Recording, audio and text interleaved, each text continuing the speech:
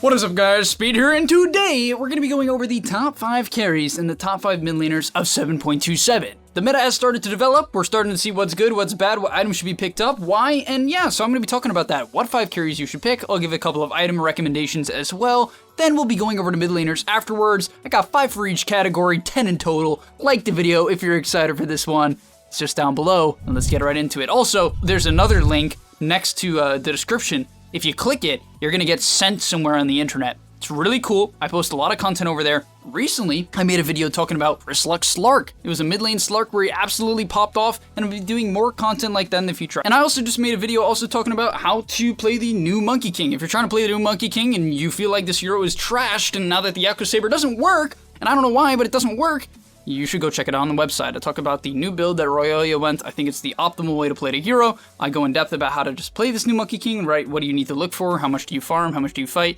And yeah, I'll hopefully see you guys there. All right, now let's start off with the number 5 carry. And I didn't put them in a particular order. I did leave what I think is the best hero for last, but nonetheless, let's start at the bottom. And number 1 is Nature's Prophet.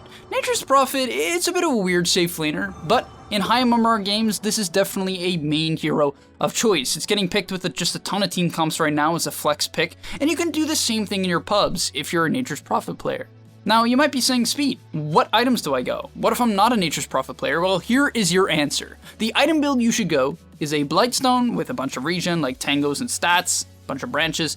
Then, you go Treads, into a Wand, into an Orchid or a Mjolnir or a Blade Mail. Now, I'll go over the differences. So, if your team needs you to play Pickoff, right, maybe you have a mid lane Medusa, and you feel like, okay, I don't need to be the scaling hero. In fact, they're gonna run on my Medusa if I don't push in lanes and make plays. So what you can do is you can go Orchid, and you can try to pick off the enemy Ember, or the enemy Quap, or the Puck, because you can get an Orchid literally at the 12 or 13 minute mark. If you want to play that hard carry role, you can go Drums into Mjolnir, or you can just go straight Mjolnir. Personally, I love the idea of Drums on this new Nature's Prophet. Getting damage from your ulti and then 45 attack speed from the Drums active is just brutally good. So yeah, there's that option as well if you want to play more of the hard carry role. And finally, we have Blade Mail. You know, if you're in the position where you just need to tank up, or they have a Luna or a Storm, or you know, maybe a Void Spirit that's going to get on top of you and jump you, you can pick up a Blade Mail to help deal with that damage. And now let's get into the second carry I want to talk about for this patch, which is TERRORBLADE.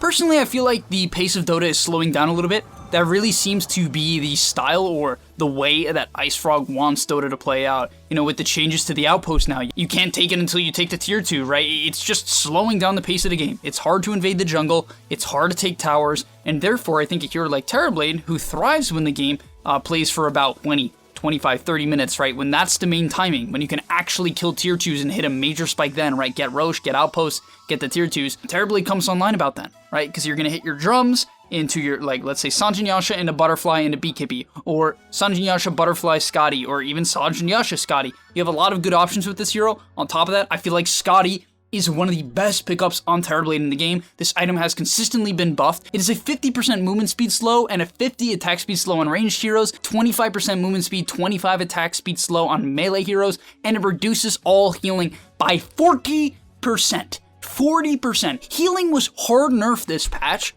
and if you throw a Scotty on top of that, you're literally spirit vesseling heroes. It's insane. Next up, let's talk about Wraith King. I have to put this one in here only because Wraith King's been good.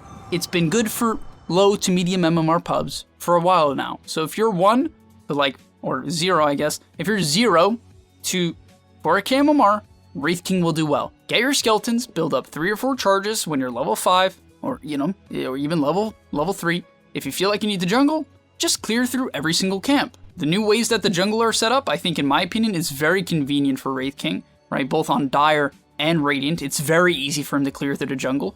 And therefore, this hero just hard flash farms. On top of that, people consistently overcommit on Wraith King in fights. They'll always burn all of their spells, they'll run out, and all of a sudden, your Radiance has killed them all without them even noticing. And that's the power of Wraith King in 0 to 4k MMR pubs. You just spawn skeletons, and you're gonna outfarm most of the people in the bracket. If you don't believe me, maybe I'll make a video on it in the future where I literally just spawn skeletons and, and outfarm the enemy carry. But it is like that, right? It just is, so give him a shot. Next up is ANTI-MAGE, and I'm happy to see this hero back. I think the main reason why ANTI-MAGE is starting to come back, well, there's a couple reasons. So number 1, Battle Fury has consistently gotten cheaper and cheaper and cheaper.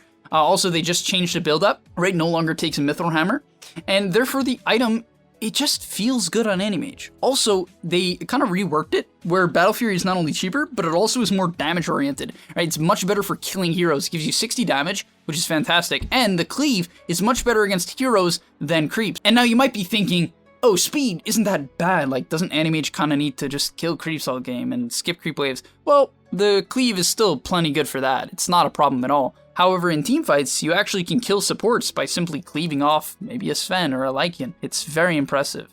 And once again, I hate to say it, but this will be the case for AM and the next hero I'm going to talk about, so just keep it in the back of your mind. But Dota has slowed down, harder to take over the map, so keep that in mind anytime you're picking a hero in this patch. It's hard to end games.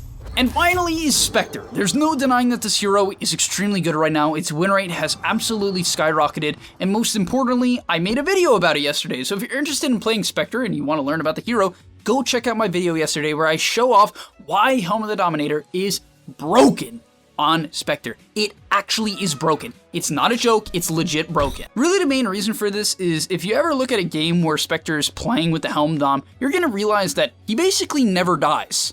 Having 6 HP regen, 6 all stats, and 6 armor on a hero that already just deflects damage, and a hero that also can just go into the tree line and hop over cliffs whenever he wants, basically makes it impossible to kill the real Spectre, and therefore, you also flash farm. And once again, guys, if you can farm in this patch, and you can get to the 25-35 minute mark, as a Spectre, you're gonna pop off, because by that time, you're going to have your Helm Dom, Radiance, Manta, hopefully by around the 30 to 33 minute mark. If you don't, well, you're farming too slow, and you should, probably watch some of my videos about farming and how to, increase your farming speed. But nonetheless, keep that in mind, guys. Spectre is good right now. AM, Wraith King, TB, Prophet. You want to be able to scale and hit this really cool timing of like a 30 to 35 minute mark, 3-4 items, explode the enemy team. If you can do that in your pubs, right, your top net worth every single game with these heroes, I think you'll win your pubs. I really do believe that. If you can consistently do that, figure out how to consistently do that, you'll win. And now let's get into the mid lane heroes. So mid lane, in my opinion, was a little bit less clear because, I've talked about that 30 to 35 minute timing, right? However, you don't have to do that on a mid laner. You can kind of just try to play to secure your safe laner game. However, there are a couple of cool examples here that actually act as more of a farming hero than your typical mid laner of the last patch. The Embers, the Void Spirits, the Quaps, right? These heroes are a little bit slower, not all of them, but let's get into it. So at number 5, we have Lone Druid.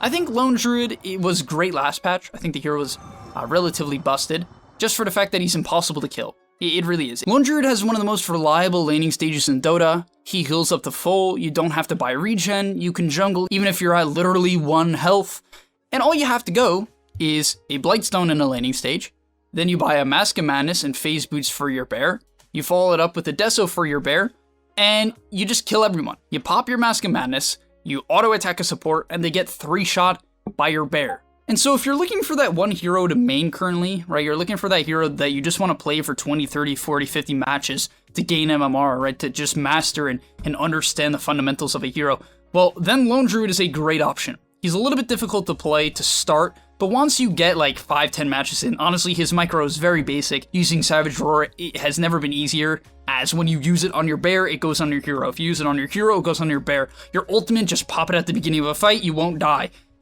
So yeah, keep Lone Druid in mind if you're just trying to scale, right? If you feel like, oh, my safe laners can't carry me, they're not putting in enough work, they're not farming enough, pick Lone Druid, right? Pick Lone Druid. Or you could pick Medusa, which is number 4. Medusa is one of the best mid laners, in my opinion, in low MMR pubs if you just farm. All you need to do, if you are 0 to 3 or 4k MMR, all you need to do is hit a ton of creeps.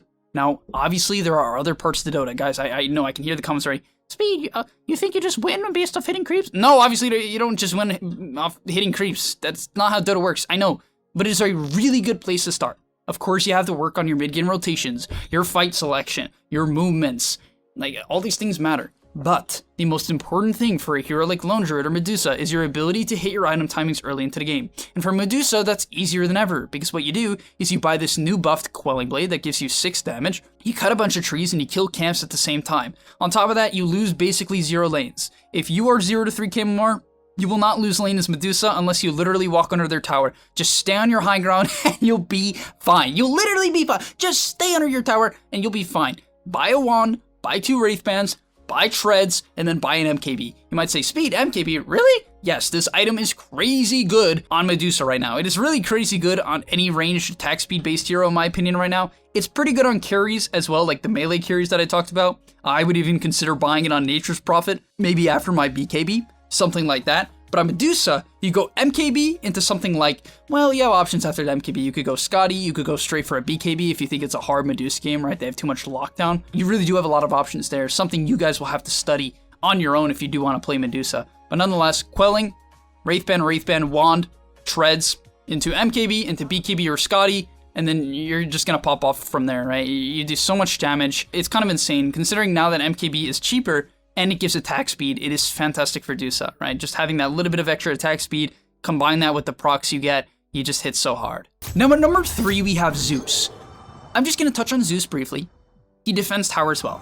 Towers are hard to push. Therefore, if you can defend a tower as ZEUS with your Aether Lens and your Kaya, or your new buffed Veil, which I think you definitely can buy on ZEUS, right? Veil is now only about, what is it, 1450? Yeah, 1450.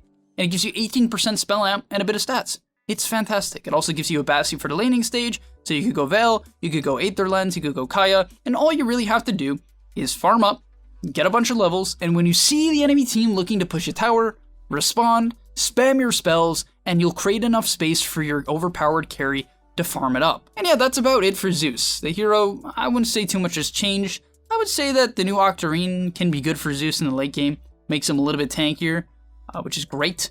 And therefore, that's about it for ZEUS. Coming in at number 2, we have MKB Mirana. Now, MKB Mirana is relatively similar to Medusa, it's just a little bit fast-paced. You can actually gank with Mirana. Now, why is Mirana good with MKB? Because MKB needs attack speed. Now, it does give you 35, but that's not often enough. That's why on Medusa, you want to have Wraithband, Treads, Wand, then MKB, right? Then it's enough attack speed. But on Mirana, you kind of do the same thing. You still can go Wraithband, Wand, Treads, right? You can throw a bottle in there as well. But with these items, when you pick up the MKB timing and you get your leap talent as well, holy, it is so much damage. It is so much damage. If you hit someone with an arrow when they're split pushing, you hit a core with an arrow and you leap in and auto attack, they are dead. They are insta dead.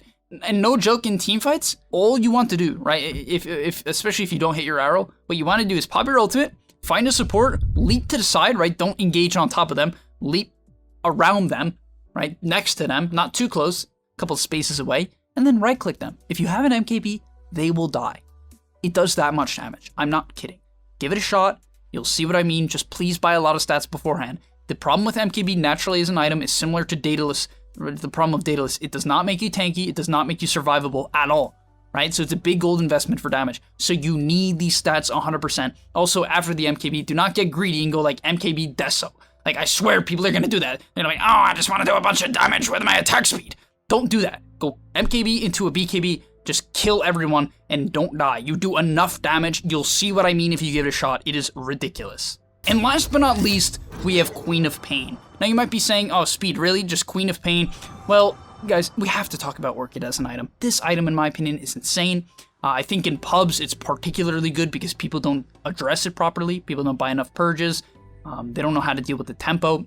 And for Quab, this item was buffed. Oblivion staffs are just better now. They went from 10 to 15 damage. The item is overall cheaper because Sage's Mask went down in cost. And they just straight up buffed the cost of Orchid by like 300-400. So now Orchid is like 3,400 gold. That's it. 3,400. Think about how much gold that is. It's nothing. And you might be saying, oh, Speed, but you know, that's going to take a while to get to. It doesn't matter. The build up to the item is fine. It's totally fine. You get mana regen, int, attack speed, and damage. What else could you want on Quab? Right? What else could you want besides stats, I guess? You know, so this item is so good on Quab. All you gotta do, once again, guys, please buy stats. Buy stats, buy stats, buy stats. If you're trying to win on these heroes, these mid laners, it is the meta. It's been the meta. It's gonna stay the meta. When you're playing Quab, pick up a null, right? Maybe you need to pick up raindrops, buy a bottle, buy a wand, maybe buy a second null, treads, then into your Orchid. And you're gonna hit this ridiculous timing when you hit for over 100. Probably like more like 120, 130 with an Orchid. You silence them, you're solo killing anyone. On top of that, guys, when you buy the Orchid, here's my best tip before we end out the video. Do not, and I repeat, do not just show up to random team fights. Can you get good ultis off? Yeah, sure. If they're pushing your tier 1, sure, it's great, right? Remember, guys, defend dives. It's the best way to win fights in Dota. But nonetheless, the best thing you can do if you're trying to gain MMR's QoP and you're rushing this Orchid, go to the side lanes, find the hero that is alone, and then go kill them. When you see the Juggernaut who's 0-3 pushing in the side lane and you're taking a team fight against 4 heroes, in my opinion, you're generally making a mistake. Just go kill that Juggernaut. It's likely their win condition. The win condition is often alone in side lanes. In pubs, they just kind of run around. It's the reality. Just look. Look at your games and see how much you could have just killed the carry if you played in side lanes and stopped showing up to every single random fight that happened. And yeah, that's going to be my advice in today's video. But thank you guys for watching. I hope you enjoyed. Gonna be doing more videos like this in the future. However, let me know in the comment section down below for everyone who watched to the end, because you're the boys, right? You're the boys. If you watch to the end, let me know what I should do next. Off lane, position 4, position 5, or should I combine the two? Like, should I combine position 4 and position 5 together? Should I just do off lane? Should I do them all together? Should I do every single role? I don't know. Let me know what you think in the comment section down below. Like other people's comments so I know, which is the best, which one you guys really want. And yeah, thanks for watching. Hopefully you click the link down below to sign up for GameLeap.com.